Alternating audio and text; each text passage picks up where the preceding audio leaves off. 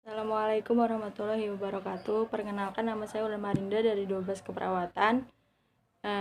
Dan saya ingin mempresentasikan bab 8 tentang menganalisis dan mengevaluasi ketentuan waris dalam Islam.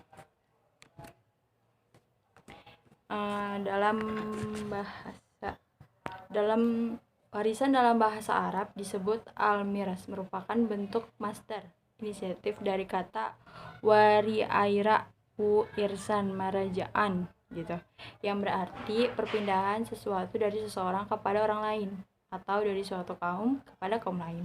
Itu dari dalam bahasa. Kemudian kalau dalam hukum waris Islam, setiap pribadi adalah dia laki-laki atau perempuan berhak memiliki harta benda dari harta peninggalan. Mawaris merupakan serangkaian kejadian mengenai pengalihan pemilikan harta benda dari seseorang yang meninggal dunia kepada seseorang yang masih hidup gitu. Kemudian ada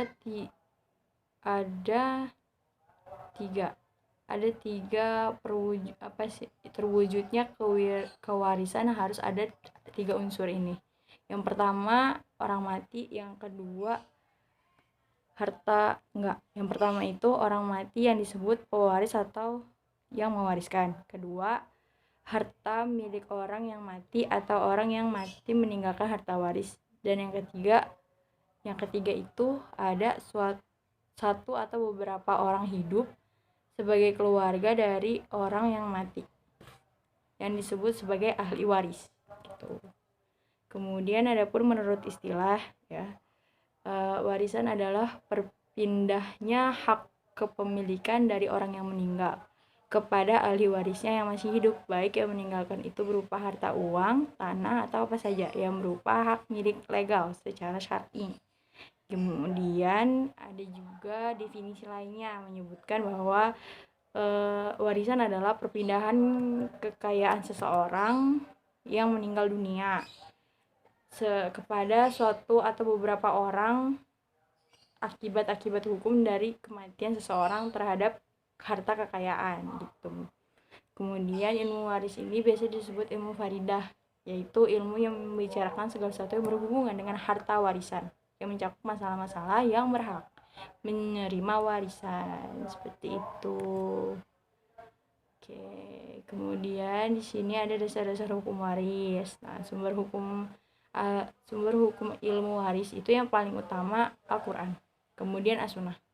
Yang pertama yang ada di Al-Quran itu ya firman Allah dalam surat An-Nisa ayat juz 4 ayat 7, yang artinya bagi orang laki-laki ada hak bagian dari harta peninggalan ibu, bapak, dan kerabatnya, dan bagi orang wanita ada hak bagian pula dari hartanya, dari harta peninggalan ibu, bapak, dan kerabatnya, baik sedikit ataupun banyak menurut bagian yang telah ditetapkan gitu. Itu menurut Al-Quran. Kemudian kalau as-sunnahnya langsung aja artinya ya.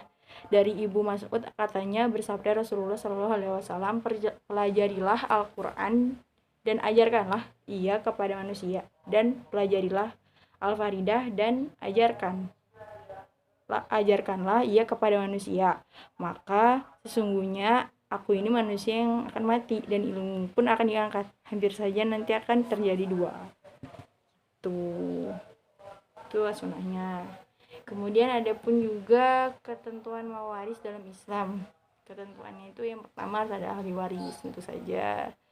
Jumlah ahli waris yang menerima harta dari seseorang yang meninggal dunia ada 25 orang.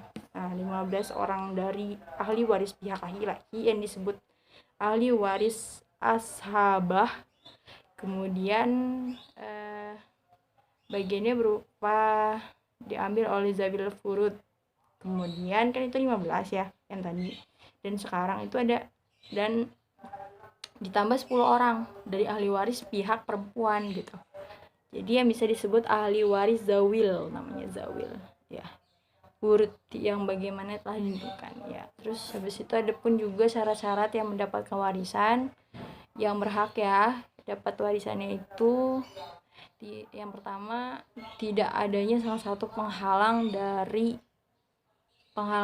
untuk mendapatkan warisan. Itu yang pertama. Yang kedua itu kematian orang yang diwarisi. Walaupun kematian tersebut berdasarkan vonis pengadilan, misalnya hakim menentukan bahwa orang yang hilang itu dianggap telah meninggal dunia, itu dapat warisannya. Itu kemudian yang ketiganya ahli waris pada saat orang memberi warisan meninggal dunia. Itu ahli warisnya, anaknya ya. Gitu. Jadi seperti itu. Kemudian pun juga sebab-sebab menerima harta warisan. Yang pertama karena nasab, yaitu keturunan. Jadi kerabat atau ahli waris yang terdiri dari bapak dari orang yang diwarisi atau anak beserta jalur kesampingnya, saudara-saudara beserta anak-anaknya lah, serta paman-paman dari jalur bapak, itu mereka dapat nasab, dapat dari keturunan. Jadi warisnya itu sebab keturunan gitu, dari ayahnya atau dari ibunya, itu termasuk keturunan. Kemudian karena yang kedua itu pernikahan gitu. Jadi akad yang sah untuk menghalalkan hubungan suami istri walaupun semuanya belum menggaulinya serta belum berduaan dengannya gitu. Itu dia dapat warisan karena pernikahan tuh. Terus kalau wala, yaitu seseorang yang memerdekakan budak laki-laki atau budak wanita. Jika budak dimerdekakan meninggal dunia sedang ia tidak meninggalkan ahli waris, maka hartanya diwarisi oleh orang yang dimerdekakan itu. Begitu sebab-sebabnya, insyaallah ya kalian dikit-dikit aja ngerti. Kemudian ada pun juga ketentuan-ketentuan warisan adalah pada diuraikan secara rinci dalam Al-Quran, terutama mengenai ketentuan pembagian harta warisan.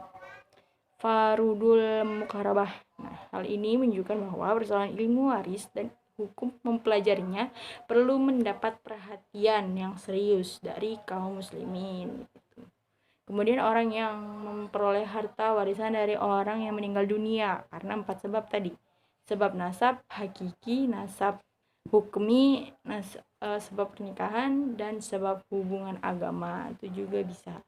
Kemudian hal-hal yang perlu diselesaikan sebelum dilakukan pembagian waris, yaitu pengurusan jenazah, wasiat, dan hutang. Gitu. Jadi kalau misalnya ada yang meninggal dunia, meski dia punya utang, berarti utang ini harus dilunasin sama keluarganya, sama pihak keluarganya gitu. Kalau orang yang meninggal ini punya hutang, seperti itu.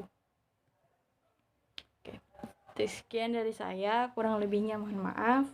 Assalamualaikum warahmatullahi wabarakatuh.